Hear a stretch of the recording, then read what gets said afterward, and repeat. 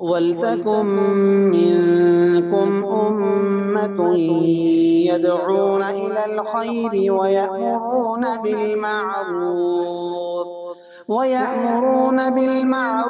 وَيَنْهَوْنَ عَنِ الْمُنكَرِ وَأُولَٰئِكَ هُمُ الْمُفْلِحُونَ. الحمد للہ رب العالمین والصلاة والسلام علی رسولہ الکریم وعلى آلہ وصحبہ اجمعین واشہد ان لا الہ الا اللہ واشہد ان محمدا عبدہ ورسولہ۔ اللہ تعالی نے نبی آخر الزمان رحمت للعالمین خاتم المرسلین محمد صلی اللہ علیہ وسلم کو بہت سارے معجزات عطا کیے۔ اللہ تعالیٰ نے متعدد معجزات آپ کو دیے۔ ان میں ایک اہم ترین معجزہ اسراء اور معراج ہے۔ اسراء اور معراج کا یہ جو معجزہ ہے دو حصوں پر مشتمل ہے۔ پہلے حصے کا تعلق مسجد حرام سے مسجد اقصی کے سفر سے ہے، اسے ہم اسراء کہتے ہیں۔ دوسرے کا تعلق مسجد اقصی سے آسمانوں، اللہ نے جہاں تک چاہا وہاں کے سفر سے ہے، جسے ہم لوگ معراج کہتے ہیں۔ اسراء اور معراج کا واقعہ کب پیش آیا، اس بارے میں اہل علم میں شدید اختلاف پایا جاتا ہے۔ علامہ ابن حجر عسقلانی رحمۃ اللہ علیہ نے صحیح بخاری کی شرح فتح الباری میں اہل علم کے 10 اقوال نقل کیے۔ ایک قول یہ ہے اسراء اور معراج کا واقعہ ہجرت سے 6 ماہ قبل پیش آیا۔ ایک قول یہ ہے اسراء اور معراج کا واقعہ ہجرت سے یعنی ہجرت مدینہ سے 8 ماہ قبل پیش آیا۔ ایک قول یہ بھی ہے کہ اسراء اور معراج کا واقعہ ہجرت سے 11 ماہ قبل پیش آیا۔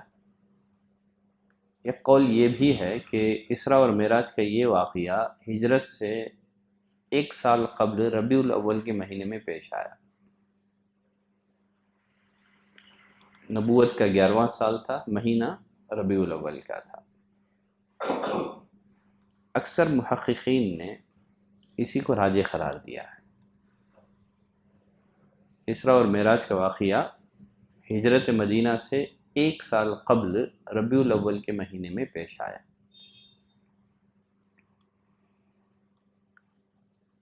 علامہ ابن سعد رحمۃ اللہ علیہ نے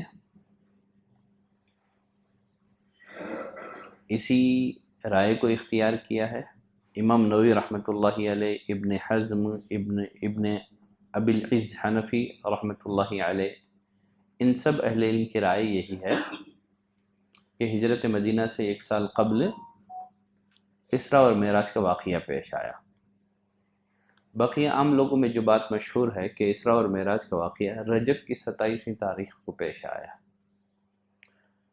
اس بارے میں ہمیں کوئی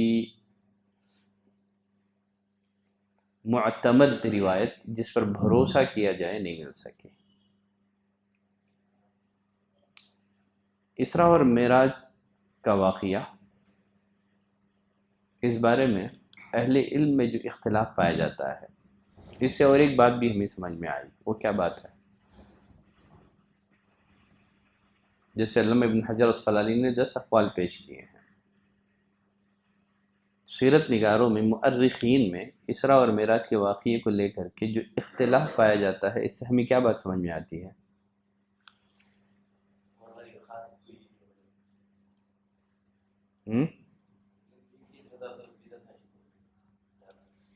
صحابہ، تابعین تبع تابعین کے نزدیک اس رات کی وہ اہمیت نہیں تھی جو کہ موجودہ دور میں بعض مسلمانوں نے اس رات کو دے رکھی ہے۔ باقاعدہ طور پر ایک جشن کے طور پر لوگ اس رات کو مناتے ہیں، مسجدوں کو سجاتے ہیں، خصوصی طور پر عبادتوں کا اہتمام کرتے ہیں، اور بعض واعظین ایسے بھی ہیں جو شب معراج کو جو ہے نا شب معراج کو قدر والی رات سے بھی افضل قرار دیتے ہیں۔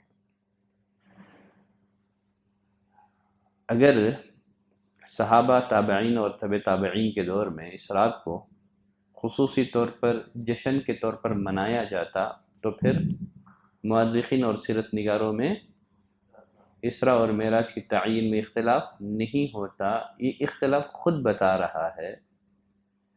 ہمارے ہاں معراج کی رات جو مسجدیں سجائی جاتی ہیں، خصوصیت کے ساتھ عبادتوں کا جو اہتمام کیا جاتا ہے، سلف میں اس کا کوئی ثبوت نہیں تھا۔ اگر ہوتا تو اختلاف نہیں ہوتا تھا اسراء اور معراج کی تاریخ کی تعین کے سلسلے میں۔ قرآن مجید میں اسراء اور معراج ان دونوں واقعوں کی طرف یا ان دونوں معجزوں کی طرف اشارہ کیا گیا ہے۔ جیسے میں نے کہا، یہ معجزات دو حصوں پر مشتمل ہے۔ ایک ہے اسراء، اس کا ذکر آپ کو سورۃ الاسراء میں ملے گا۔ سورۃ الاسراء کو سورہ بنی اسرائیل بھی کہا جاتا ہے۔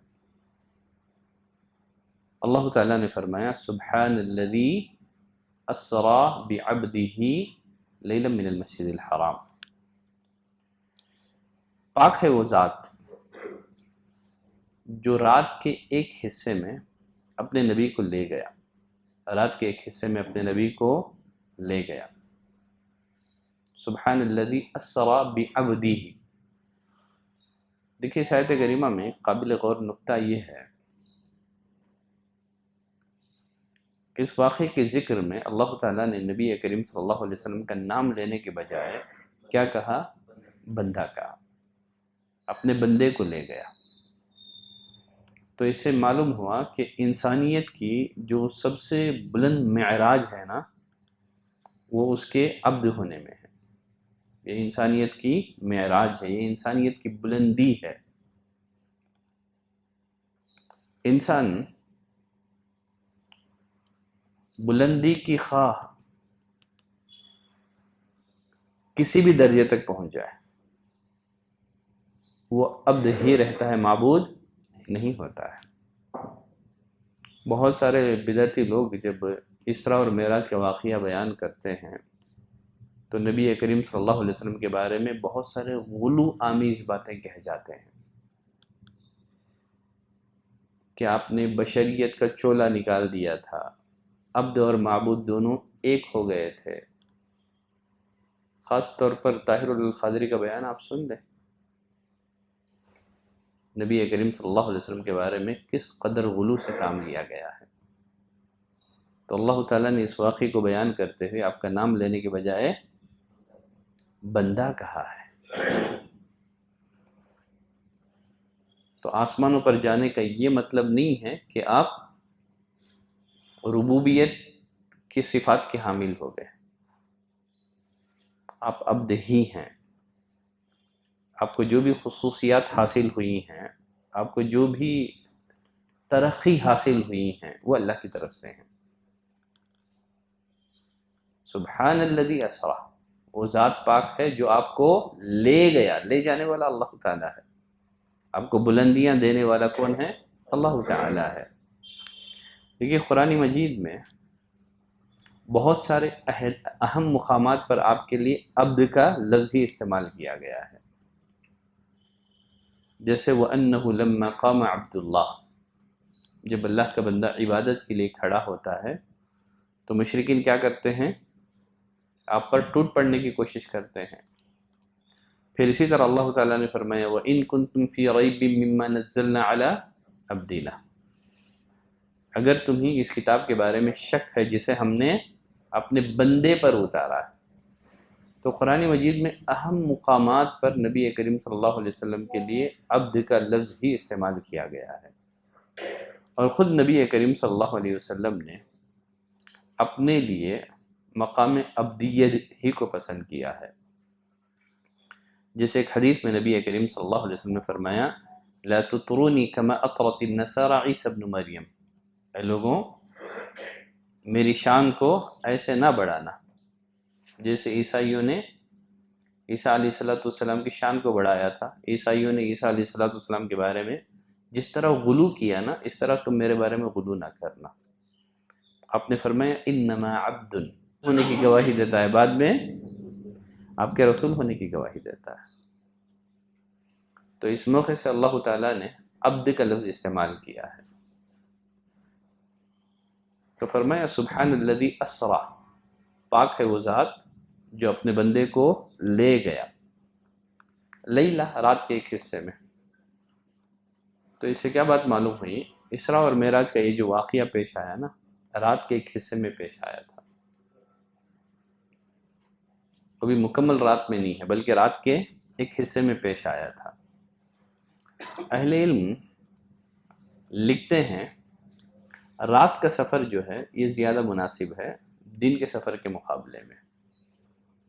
رات کے اندر کم وقت میں طویل مسافت جو ہے نا بآسانی سے طے ہو جاتی ہے۔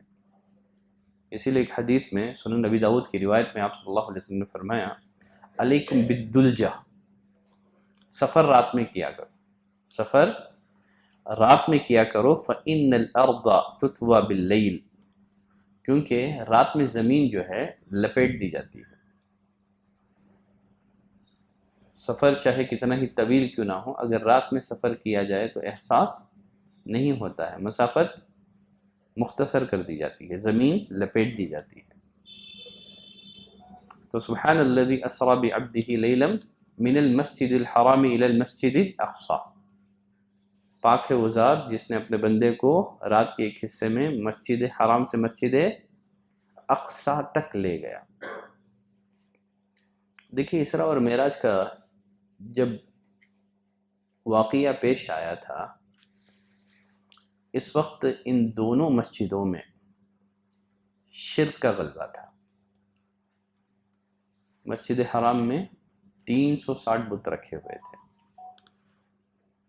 اور جہاں تک مسجد اقصی کا معاملہ ہے اس میں عیسائیوں کا قبضہ تھا، لیکن اس کے باوجود اللہ تعالیٰ نے انہیں مسجد ہی کہا ہے۔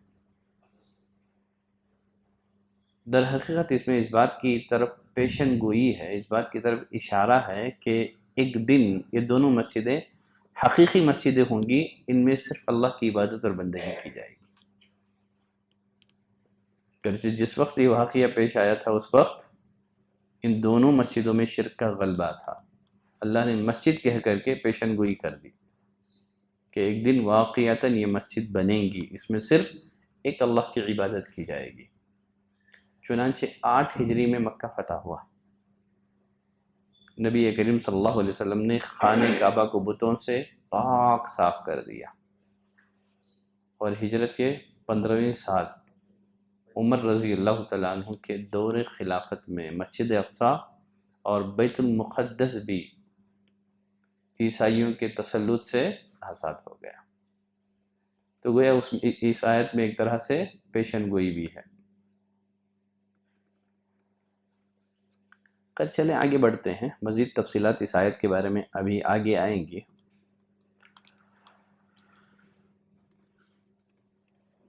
تو معراج کے سفر کا آغاز کس سے کیا گیا؟ پہلے آپ کو مسجد حرام سے مسجد اقصی تک لے جایا گیا۔ تو اس سے معلوم ہوا کہ یہ دونوں مسجدیں بڑی اہمیت کی حامل مسجدیں ہیں، یہ فضیلت کی حامل مسجدیں ہیں۔ اسلام میں 3 مسجدیں بڑی فضیلت والی مسجدیں ہیں۔ نمبر 1 المسجد الحرام، مسجد حرام جس میں ایک نماز 1,00,000 نمازوں کے برابر ہے، اور دوسری مسجد نبوی، مسجد نبوی اس میں ایک نماز 1,000 نماز کے برابر ہے، اور ایک ہے مسجد اقصی، اس میں ایک نماز 500 نمازوں کے برابر ہے۔ دیکھیے جن روایتوں میں 500 کا ذکر آیا ہے، اہل علم نے سنداً ان روایتوں پر کلام کیا ہے۔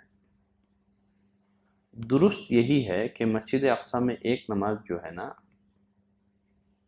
250 نماز کے برابر ہے، 500 نہیں ہے بلکہ 500 کا آدھا۔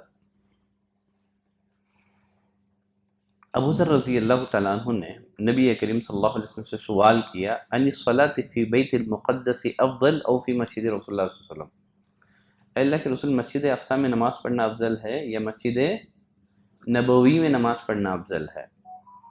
آپ صلی اللہ علیہ وسلم نے فرمایا میری اس مسجد میں نماز پڑھنا مسجد اقصی میں 4 نماز پڑھنے سے زیادہ افضل ہے۔ ٹھیک ہے، میری اس مسجد میں ایک نماز پڑھنا مسجد اقصی میں 4 نماز پڑھنے سے زیادہ افضل ہے۔ اگر آپ 1000 کو 4 میں ڈیوائڈ کریں گے تو وہی ہوگا۔ تو اس حدیث سے اہل علم نے استدلال کیا ہے کہ مسجد اقصی میں ایک نماز کا ثواب کیا ہے؟ 250 نماز کے برابر ہے، 250 نماز کے برابر ہے۔ یہ جو روایت ہے شیخ البانی رحمۃ اللہ علیہ نے اس روایت کو صحیح قرار دیا ہے۔ بقیہ 500 والی جو روایتیں ہیں ان میں کلام ہے، شیخ البانی رحمۃ اللہ علیہ نے بھی سنداً ان پر کلام کیا ہے۔ دیکھیے یہاں ایک اہم مسئلہ یہ ہے، وہ مسئلہ یہ ہے کہ نبی کریم صلی اللہ علیہ وسلم کی معراج جسمانی تھی یا روحانی؟ یہ جو معراج کروائی گئی، یہ جو معراج جسمانی تھی یا روحانی؟ بعض لوگوں کا خیال ہے کہ معراج جو ہے نا خواب میں کروائی گئی، معراج آپ کو خواب میں کروائی گئی۔ تو اس بارے میں درست رائے کیا ہے؟ اہل السنہ والجماعہ کا اسراء اور معراج کے بارے میں اس واقعے کے متعلق عقیدہ یہ ہے کہ آپ صلی اللہ علیہ وسلم کو بیداری کی حالت میں جسمانی طور پر اسراء اور معراج کرایا گیا، نیند کی حالت میں روحانی طور پر نہیں ہے بلکہ جسمانی طور پر کروایا گیا۔ امام طحاوی رحمۃ اللہ علیہ لکھتے ہیں والمعراج حق، یہ جو معراج کا واقعہ کیا ہے، یہ حق ہے، یہ برحق ہے۔ وقد اسری بالنبی صلی اللہ علیہ وسلم وعرج بشخصه فی الیقظۃ الی السماء، آپ صلی اللہ علیہ وسلم کو اسراء اور معراج کا واقعہ بیداری کی حالت میں جسمانی طور پر کروایا گیا۔ اسی طرح علامہ ابن کثیر رحمۃ اللہ علیہ لکھتے ہیں وَهَذَا مَذْهَبُ جُمْهُورِ السَّلَفِ وَالْخَلَفِ، سلف اور خلف کے اکثر اہل علم کا خیال یہی ہے کہ اسراء کا واقعہ ببدنہ و روحہ، بدن اور روح کے ساتھ پیش آیا، صرف روح کے ساتھ نہیں ہے بلکہ روح اور بدن، جسم اور روح دونوں کے ساتھ جو ہے اسراء اور معراج کروایا گیا تھا۔ اب اس کی دلیل کیا ہے کہ اسراء اور معراج کا جو واقعہ پیش آیا تھا یہ جسمانی تھا، روحانی نہیں تھا۔ چلیں وہی سورۃ الاسراء کی جو آیت کریمہ ہے اسی آیت کو ہم لوگ سمجھنے کی کوشش کریں گے۔ اللہ نے فرمایا سبحان الذی اسریٰ بعبدہ، پاک ہے وہ ذات جو رات کے ایک حصے میں اپنے بندے کو لے گیا۔ اب دیکھیے اس آیت کریمہ میں جو غور کرنے کی بات ہے وہ یہ ہے، اس آیت کریمہ کا آغاز اللہ تعالیٰ نے تعجب کا صیغہ سبحان سے کیا ہے، سبحان الذی، یہ تعجب کا صیغہ ہے۔ یہ اگر یہ واقعہ خواب کا ہوتا تو اس میں تعجب کی کوئی بات نہیں تھی، اس لیے کہ خواب میں ایک عام آدمی بھی آسمانوں کی سیر کر لیتا ہے۔ تو اس واقعے کو بیان کرتے ہوئے اللہ تعالیٰ نے سبحان کا لفظ استعمال کیا ہے، تو گویا اس بات کی طرف اشارہ ہے کہ یہ غیر معمولی واقعہ ہے۔ یہ اسلوب بیان بتا رہا ہے کہ آپ صلی اللہ علیہ وسلم کو جو معراج کروائی گئی تھی یہ روحانی نہیں تھی بلکہ جسمانی تھی۔ اور پھر دوسرا سبحان الذی اسرا، اسرا کے معنی لے جانا ہے، رات میں لے جانا ہے، ٹھیک ہے۔ یہ جو اسرا کا لفظ ہے نا بیداری کی حالت پر بولا جاتا ہے۔ لوط علیہ السلام کو اللہ نے حکم دیا فَأَسْرِ بِأَهْلِكَ بِقِطَعٍ مِّنَ اللَّيْلِ، آپ اپنے گھر والوں کو لے کر رات کے کسی ایک حصے میں نکل جائیے۔ موسیٰ علیہ السلام کو اللہ نے حکم دیا وَلَقَدْ أَوْحَيْنَا إِلَى مُوسَىٰ أَنْ أَسْرِ بِعِبَادِي، ہم نے موسیٰ علیہ السلام کی طرف وحی کی کہ ہمارے بندوں کو راتوں رات لے کر نکل جائیں۔ قاضی ایاز رحمۃ اللہ علیہ فرماتے ہیں لا يقال في النوم اسرا، اسرا کا لفظ خواب پر بولا نہیں جاتا ہے۔ لا يقال في النوم اسرا، اگر یہ واقعہ خواب کا ہوتا تو یہاں لفظ اسرا استعمال نہیں کیا جاتا۔ پھر تیسری دلیل سبحان الذی اسرا بعبدہ، اللہ نے کہا پاک ہے وہ ذات جو لے گیا اپنے بندے کو، عبد کا ورڈ آیا ہے۔ علامہ ابن کثیر رحمۃ اللہ علیہ لکھتے ہیں فَإِنَّ الْعَبْدَ عِبَارَةٌ عَنْ مَجْمُوعِ الرُّوحِ وَالْجَسَدِ، عبد کہتے ہیں روح مع جسد کو، صرف روح کو عبد نہیں کہتے ہیں۔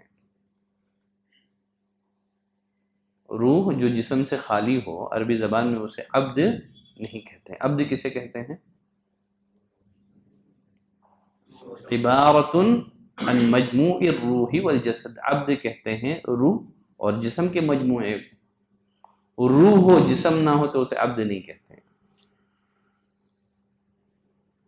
تو خود سورۃ الاسراء کی اس آیت سے اہل علم نے 3 طریقے سے استدلال کیا ہے کہ اسراء اور معراج کا واقعہ یہ روحانی نہیں تھا بلکہ جسمانی تھا۔ چلے مزید کچھ دلائل ہم لوگ جاننے کی کوشش کریں گے۔ جب نبی کریم صلی اللہ علیہ وسلم اسراء اور معراج کے سفر سے واپس ہوئے، آپ نے مشرکین کے سامنے یہ واقعہ بیان کیا تو مشرکین نے آپ کے اس واقعے کی تکذیب کر دی، بلکہ بعض ضعیف الایمان مسلمانوں کے قدم ڈگمگا گئے، مرتد بھی ہو گئے کچھ ضعیف الایمان مسلمان۔ مجھے یہ بتائیے اگر یہ واقعہ خواب کا ہوتا تو اس میں حیرت کی کیا بات ہے، جھٹلانے کی کیا چیز ہے اس میں؟ جیسے میں نے کہا ایک عام آدمی بھی خواب میں آسمانوں کی سیر کرتا ہے۔ جب نبی کریم صلی اللہ علیہ وسلم نے مشرکین کو بتایا کہ میں نے جسمانی طور پر بیداری کی حالت میں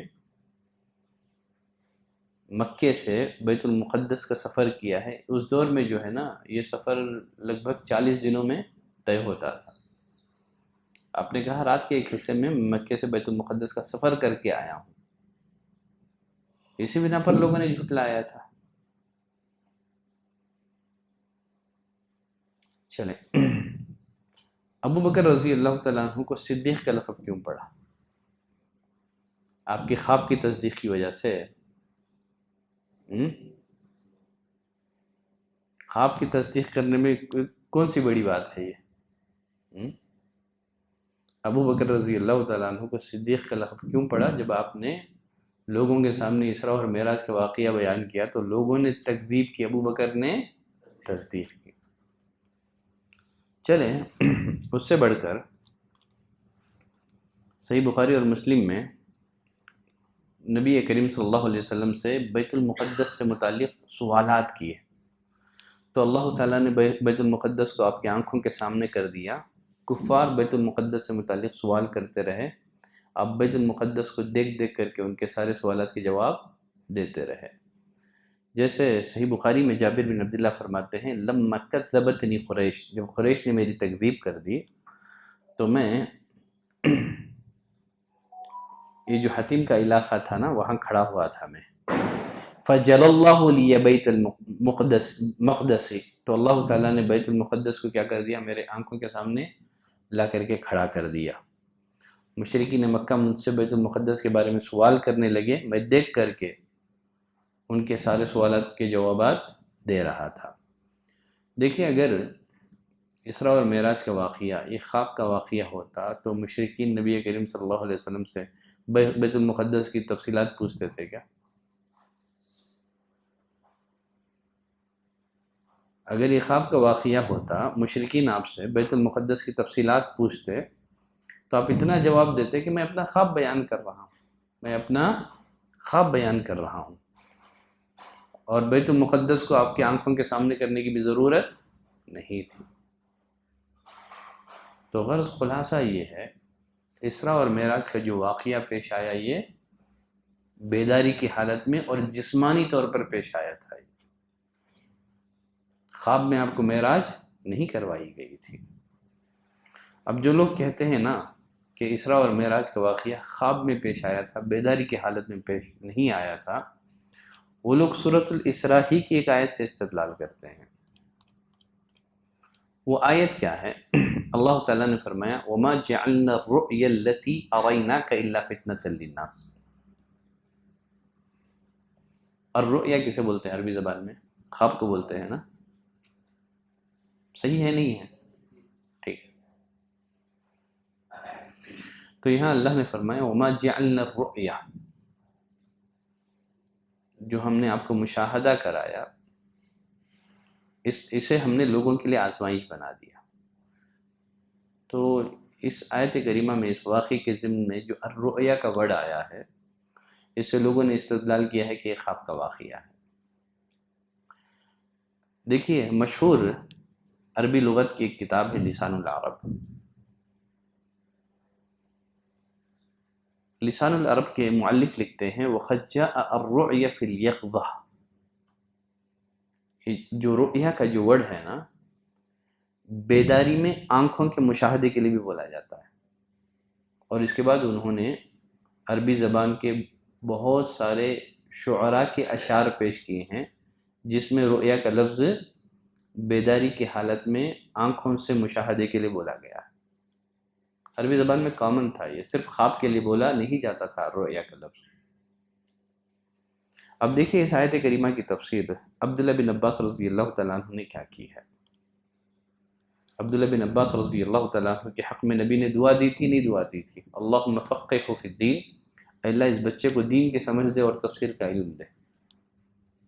ان کو مفسر قرآن کہا جاتا ہے، حبر ہذہ الامہ کہا جاتا ہے۔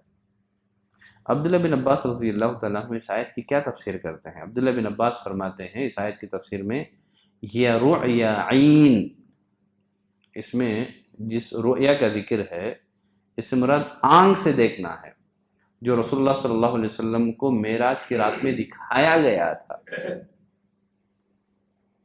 تو عبداللہ بن عباس نے واضح کر دیا، اور پھر جو ہے نا اس میں جس واقعی کا ذکر کیا جا رہا ہے اس بارے میں مفسرین میں اختلاف ہے۔ بعض نے کہا کہ اس کا تعلق حدیبیہ سے ہے، کچھ نے کہا بدر سے ہے۔ اگر ہم مان بھی لیں کہ یہاں الرؤیا سے مراد اسراء اور معراج ہے، تو یہاں رؤیا سے مراد بیداری کی حالت میں دیکھنا ہے۔ عربی لغت میں رؤیا کا لفظ بیداری کی حالت میں دیکھنے پر بھی بولا جاتا ہے۔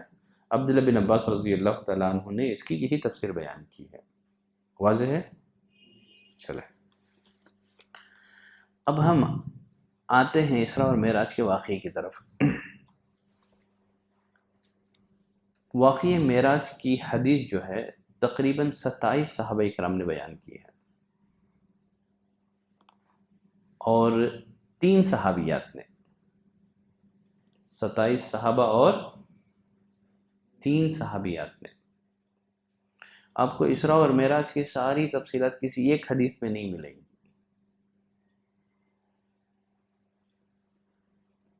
تو ان صحابہ میں سے بعض نے اسراء اور معراج کے کسی ایک حصے کو تو دوسرے نے دوسرے حصے کو بیان کیا ہے۔ تقریباً 27 صحابہ کرام اور 3 صحابیات سے اسراء اور معراج کا واقعہ منقول ہے،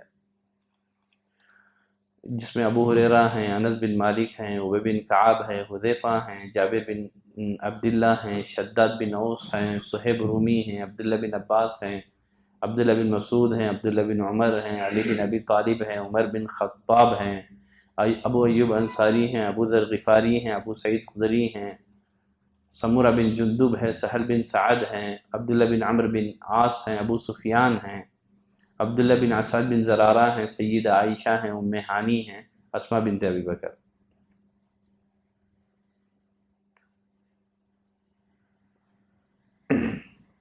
نبی کریم صلی اللہ علیہ وسلم کو اسرا سے قبل آپ کے سینے کو چاک کیا گیا تھا۔ ابو ذر رضی اللہ تعالیٰ عنہ فرماتے ہیں نبی کریم صلی اللہ علیہ وسلم نے فرمایا فرج سقف بیتی وانا بمکہ، میں اپنے گھر میں مکے میں سویا ہوا تھا، میرے گھر کی چھت کو کھولا گیا۔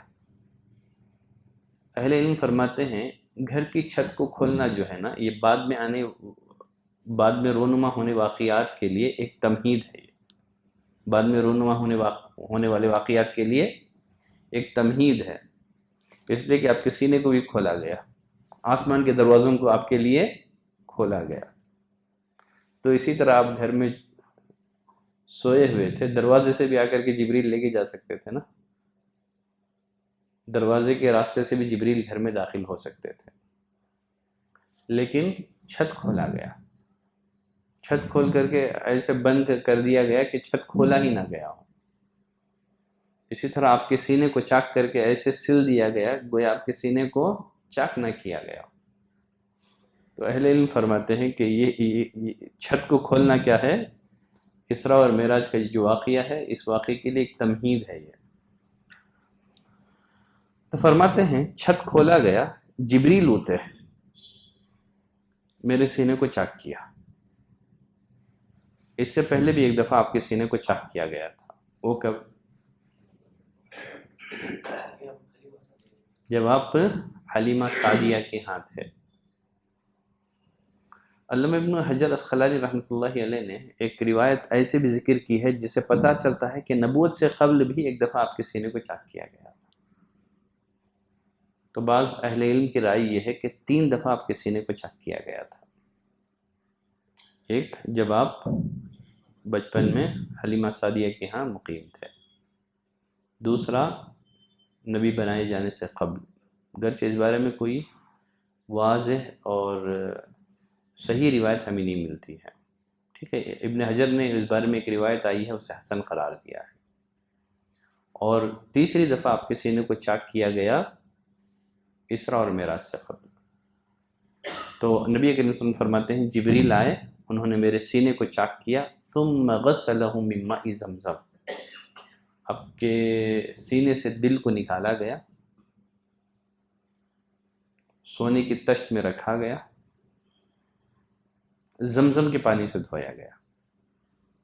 آپ کے دل کو دھونے کے لیے کون سا پانی استعمال کیا گیا؟ زمزم کا پانی۔ اس بارے میں پہلے بھی گفتگو کر چکا ہوں، زمزم کے فضائل، وہاں جا کر کے آپ دیکھ لیں زمزم کے پانی کے فائدے کیا ہیں، یہ پانیوں کا سردار ہے یہ۔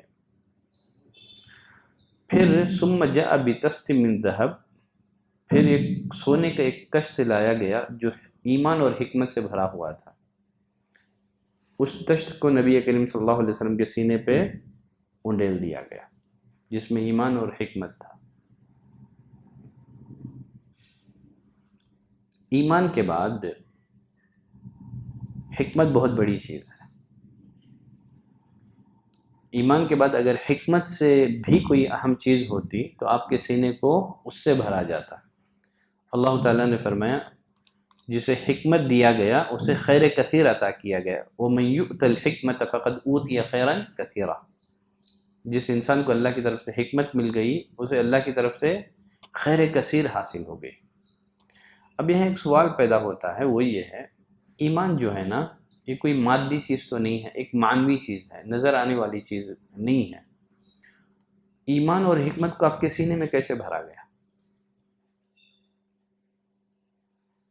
اس کا جواب یہ ہے قرآن اور حدیث میں بہت سارے معنوی چیزوں کے لیے مادی اسلوب استعمال کیا گیا ہے، جیسے اس سے پہلے میں بتا چکا ہوں، اعمال کو وزن کرنا، موت کا دبا کرنا، یہ سب چیزیں کیا ہیں؟ یہ مادی چیزیں ہیں کہ معنوی چیزیں ہیں؟ بہت سارے معنوی چیزیں ہیں، نظر نہیں آنے والی چیزیں ہیں، لیکن قرآن مجید میں ان کے لیے یہ جو مادی اسلوب ہے نا وہ استعمال کیا گیا ہے۔ اس کا آسان جواب یہ ہے کہ اللہ ہر چیز پر قادر ہے، اللہ ہر چیز پر قادر ہے۔ اب یہاں ایک سوال یہ بھی پیدا ہو سکتا ہے، اگر اللہ چاہتا تو آپ کے سینے کو چاک کیے بغیر آپ کے دل کو ایمان اور حکمت سے بھر سکتا تھا، پھر آپ کے سینے کو چاک کیوں کیا گیا؟ اہل علم لکھتے ہیں ایسا اس لیے کیا گیا تاکہ دنیاوی اسباب کا خوف آپ کے دل سے ختم ہو جائے، دنیاوی اسباب کا خوف آپ کے دل سے ختم ہو جائے۔ چنانچہ ہوا بھی یہی کہ اس واقعے کے بعد آپ صلی اللہ علیہ وسلم کے اندر بہادری اور شجاعت پیدا ہو گئی۔ تو اس کا مقصد یہی ہے تاکہ آپ کے اندر بہادری اور شجاعت کی صفت پیدا ہو، دنیاوی اسباب کا خوف آپ کے دل سے ختم ہو جائے۔ چلیں پھر ثم اوتیت بدابہ، آپ صلی اللہ علیہ وسلم فرماتے ہیں کہ پھر میرے پاس ایک جانور لایا گیا۔ وہ جانور کیسا تھا؟ ابیض، سفید رنگ کا تھا، اس کا نام براق تھا۔ فوق الحمار، یہ جو جانور تھا نا گدھے سے بڑا تھا، دون البغلی، خچر سے چھوٹا تھا، گدھے سے بڑا اور خچر سے چھوٹا تھا۔ یخو خطؤہ عند اقصی طرفہ، وہ اپنا ایک قدم جو ہے نا تاحد نگاہ رکھتا تھا، ہمارے نگاہوں کی جہاں تک پہنچ ہے نا اس کا ایک ایک قدم وہاں تک پڑتا تھا۔ اب دیکھیے اللہ چاہتا تو سواری کے بغیر بھی یہ سفر طے کرا سکتا تھا، تو اس میں نبی کریم صلی اللہ علیہ وسلم کا اعزاز ہے، اللہ نے خاصیت کو بھی بھیجا، سواری دے کر کے بھی بھیجا۔ اگر آپ کسی عالم کو کسی جلسے میں مدعو کریں، آپ کار دے کر کے ڈرائیور بھیج دیں تو ایک ہے آ گئے بلا لیا اللہ نے ایسے ہی، ایک ہے خاصیت کو سواری دے کر کے بھیجنا، تو اس میں کیا ہے؟ اعزاز ہے۔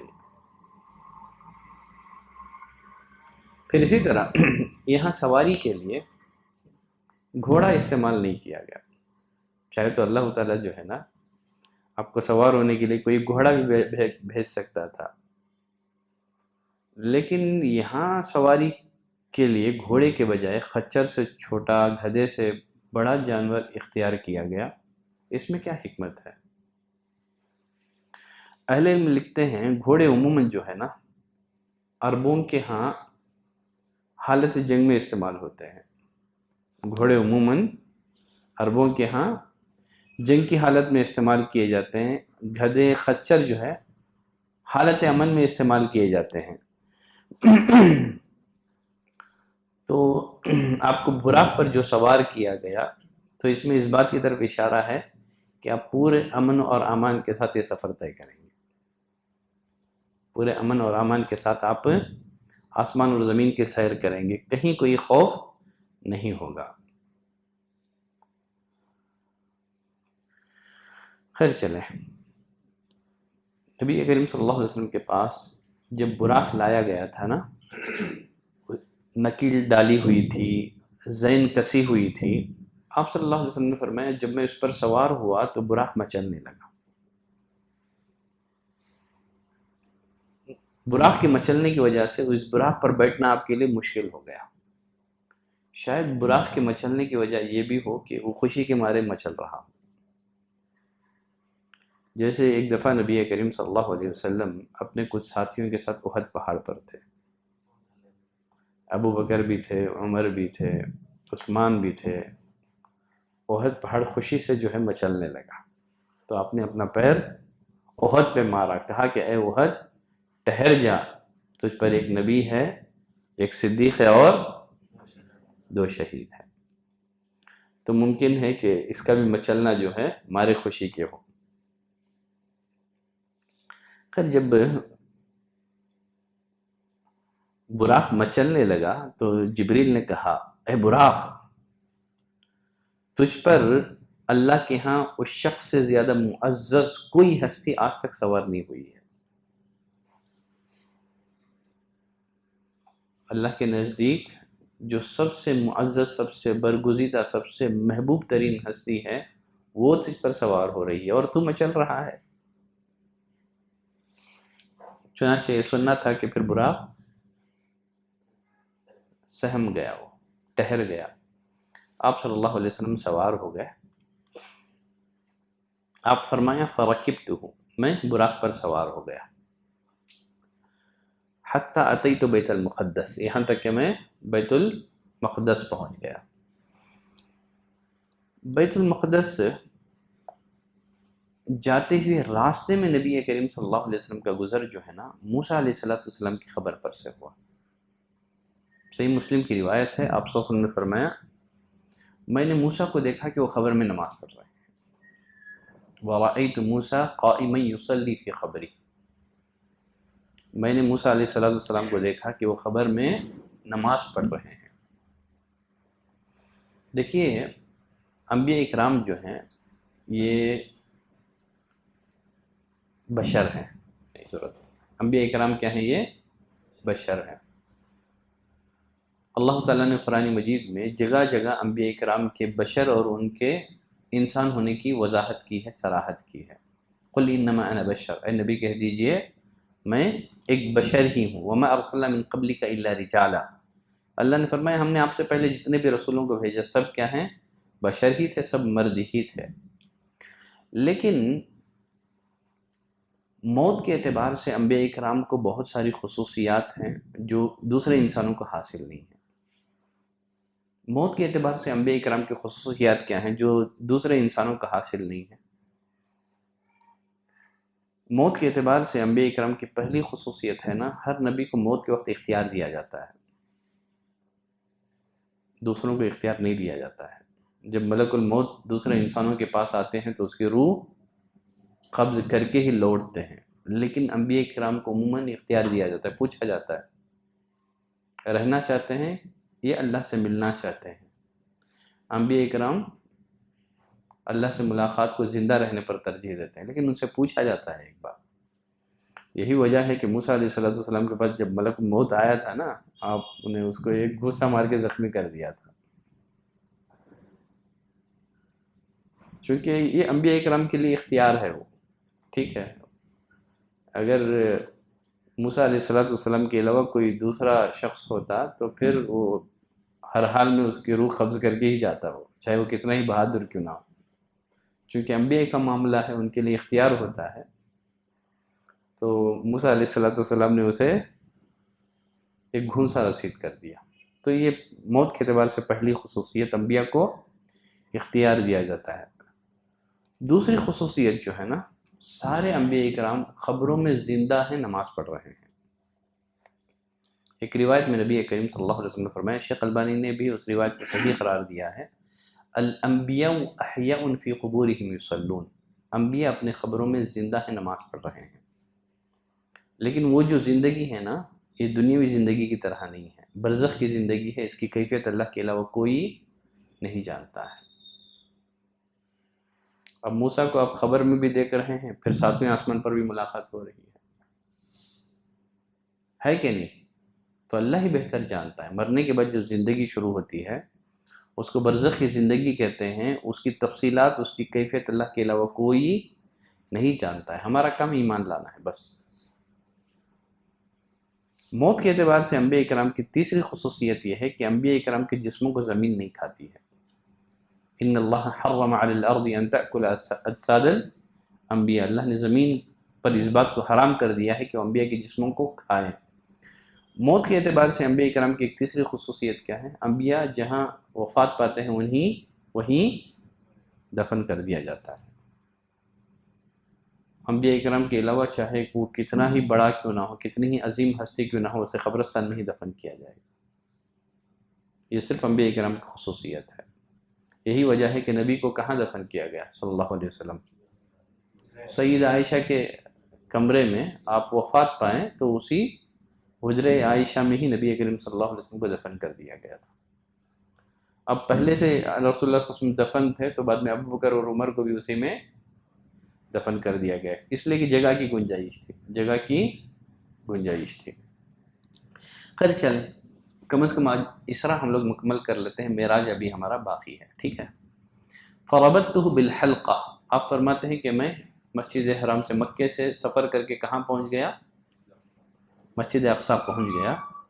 میں نے اپنی سواری کو اس جگہ باندھا جہاں انبیاء اکرام باندھتے ہیں۔ ثم دخلت المسجد، پھر مسجد میں داخل ہوا۔ فصلیت فیہ رکعتین، میں نے 2 رکعت نماز پڑھی۔ ابن جریر کی ایک روایت ہے، شیخ البانی رحمۃ اللہ علیہ نے اس روایت کو صحیح قرار دیا ہے کہ میں نے انبیاء اور رسول کو نماز پڑھائی، انبیاء اور رسول کو نماز پڑھائی۔ دیکھیں نبی کریم صلی اللہ علیہ وسلم نے مسجد اقصیٰ میں انبیاء کرام کی جو امامت کروائی تھی، اس بارے میں اختلاف ہے۔ انبیاء کرام کی امامت یہ معراج سے قبل یا معراج کے بعد؟ ٹھیک ہے، علامہ ابن کثیر رحمۃ اللہ علیہ کی رائے یہ ہے کہ جب آپ معراج کا سفر کر کے واپس جب بیت المقدس آئے تو پھر واپسی میں بیت المقدس میں آپ نے انبیاء کرام کی امامت کروائی، پھر واپس وہاں سے بیت المقدس سے مکہ لوٹ گئے۔ لیکن دیگر محققین علماء کی رائے یہ ہے کہ نہیں، آپ نے انبیاء کرام کی جو امامت کروائی وہ معراج کو جاتے ہوئے واپسی پر نہیں ہے۔ اور ابن جریر کی جو صحیح روایت ہے جسے شیخ البانی رحمۃ اللہ علیہ نے صحیح قرار دیا ہے، اس سے اس روایت کی تائید ہوتی ہے کہ آپ معراج جاتے ہوئے انبیاء کرام کی امامت کروائی تھی۔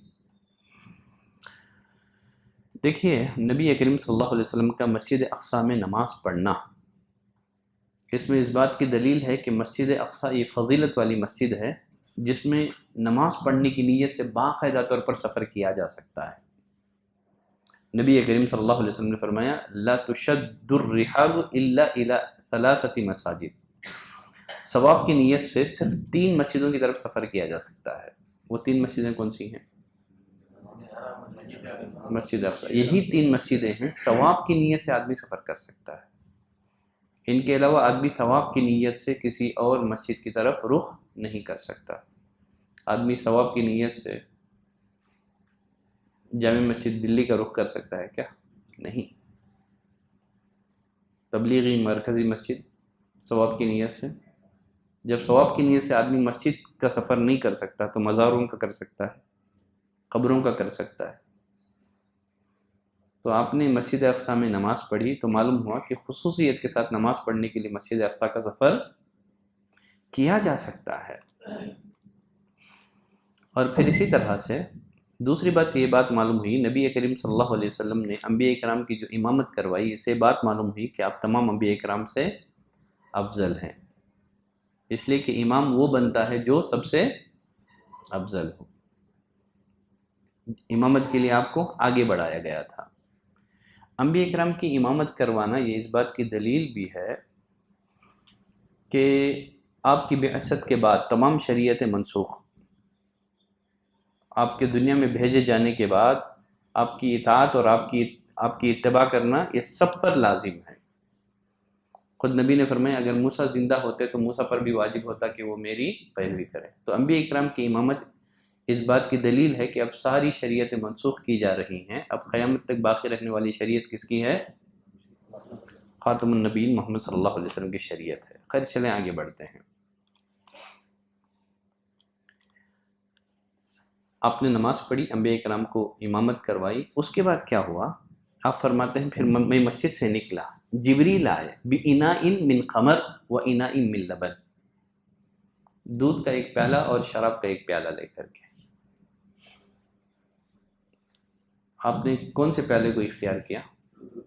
تو فرماتے ہیں فاخترت اللبن، میں نے دودھ کا انتخاب کیا تو جبریل نے کہا اخترت الفطرہ، تم نے فطرت کو اختیار کیا ہے۔ تو اسلام کیا ہے؟ یہ دینی فطرت ہے، کیونکہ دودھ خالص ہوتا ہے۔ اس کے برخلاف شراب جو ہے انگور کے علاوہ دیگر چیزوں میں تبدیلی کر کے بنائی جاتی ہے۔ دودھ میں تبدیلی نہیں ہے، شراب انگور وغیرہ میں تبدیلی کر کے بنائی جاتی ہے۔ تو اسلام یہ دینی فطرت ہے۔ یہ اس کے علاوہ جو ہے شراب پینے سے انسان کی فطرت میں تبدیلی واقع ہو جاتی ہے، عقل پر پردہ پڑ جاتا ہے۔ اب دیکھیے یہ جو واقعہ ہے، ابھی شراب کی حرمت نازل نہیں ہوئی تھی۔ شراب کی حرمت کہاں اتری؟ مدینے میں نا۔ لیکن جب آپ کو شراب پیش کی گئی تو آپ نے شراب کا انتخاب نہیں کیا. تو معلوم کیا ہے کہ کوئی بھی عقل سلیم کا انسان، کوئی بھی عقل سلیم کا حامل انسان شراب کو پسند نہیں کر سکتا. زمانے جاہلیت میں بھی بہت سارے مشرکین شراب نہیں پیتے تھے، اس لیے کہ جن کی عقل صحیح سالم ہو، جو فطرت سلیمہ پر قائم ہو، وہ کبھی شراب کو پسند نہیں کر سکتے. شراب پینے سے عقل پر پردہ پڑ جاتا ہے. نبی کریم صلی اللہ علیہ وسلم نے شراب کو ام الخبائث قرار دیا ہے.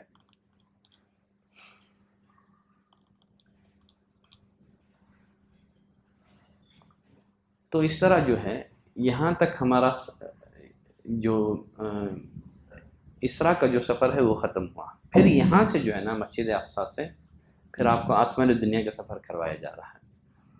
اس کی جو تفصیلات ہیں ہم اگلی کلاس میں پڑھیں گے. ٹھیک ہے؟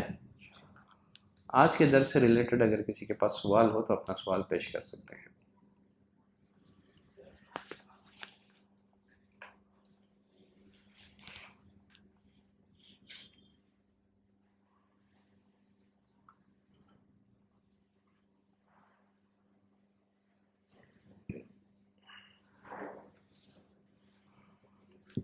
نہیں ہے نا؟ چلو خوشی کی بات ہے.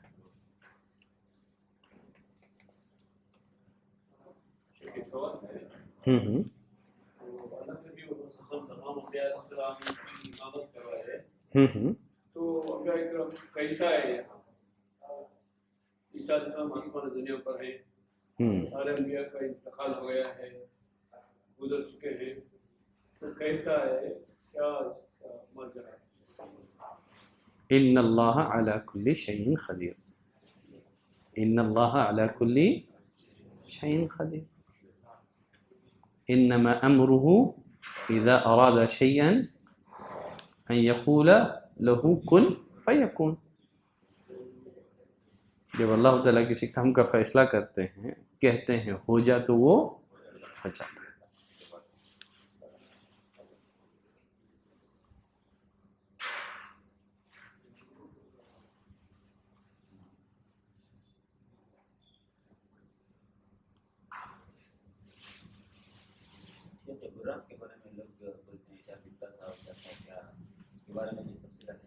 جو لوگ بدعتی لوگ جو اس کی تصویریں بناتے ہیں، یہ سب کتاب اور سنت میں اس کا کوئی ثبوت نہیں ہے. اس کی مزید وضاحتیں کتاب اور سنت میں نہیں آئی ہیں. کچھ لوگ کہتے ہیں چہرہ عورت کا تھا، فلاں تھا فلاں تھا. یہ سب باتیں غلط ہیں. اس کا کوئی ثبوت کتاب اور سنت میں موجود نہیں ہے.